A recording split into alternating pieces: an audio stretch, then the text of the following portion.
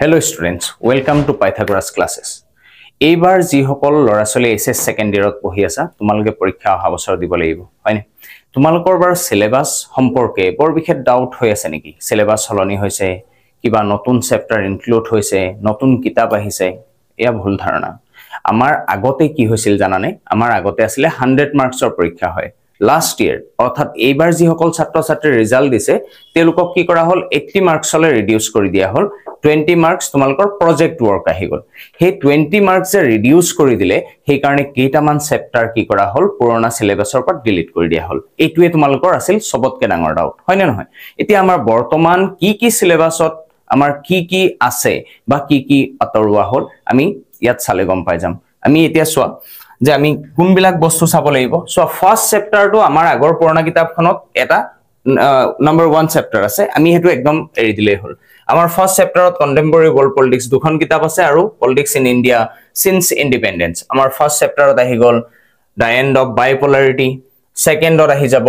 কন্টেম্পৰাৰী centre of power থাৰ্ডত আহি গল contemporary South Asia international organization security in contemporary world environment and natural resources or last of the whole globalization so ইয়াত কিছুমান বস্তু আমি একদম ধুনিয়াকে চাম যে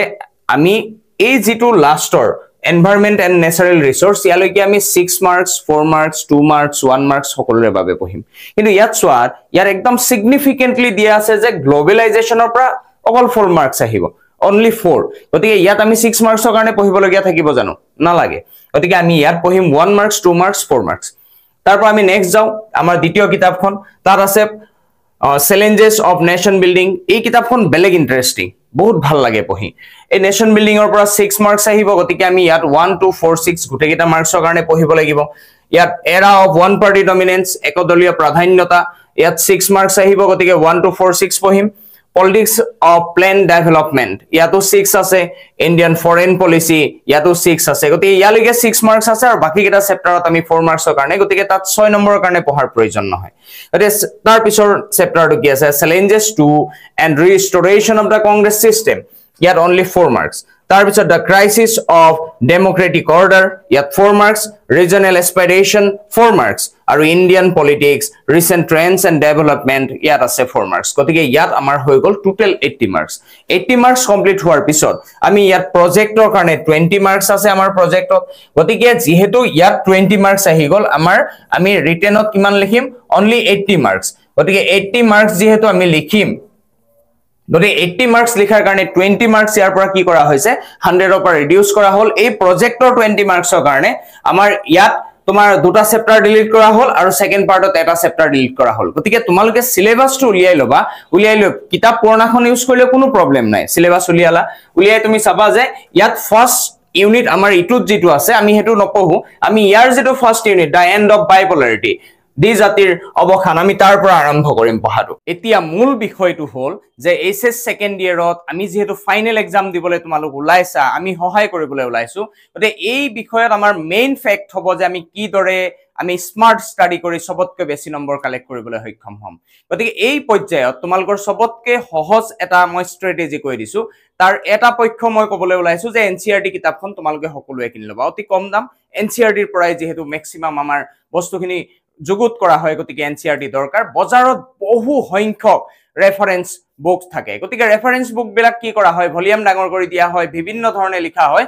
কিন্তু যেহেতু বহুতো ছাত্ৰ ছাত্ৰীয়ে এই বুকখিনি পঢ়িব গতিকে তোমালোকক এটা উপায় আমি এই বিষয়েও ক'ব পাৰো যে আমাৰ লগত যদি কানেক্ট হোৱা জড়িত হোৱা আমি ষ্টেণ্ডাৰ্ড ৱেত আমি নোট প্ৰিপেয়াৰ কৰো আৰু আমাৰ এইখিনি পঢ়াৰ জৰিয়তে বহুতো ছাত্ৰ ছাত্ৰীয়ে লেটাৰ মাৰ্কছৰ উপৰিও ষ্টেট হাইয়েষ্ট পাবলৈ সক্ষম হয় গতিকে তোমালোক আমাৰ লগত ডাইৰেক্টলি কানেক্ট হ'ব পাৰা যদি আমাৰ ওচৰৰ হয় তোমালোকে আমাৰ চেণ্টাৰলৈ আহিব পাৰা আৰু যদি দূৰত্বৰ হয়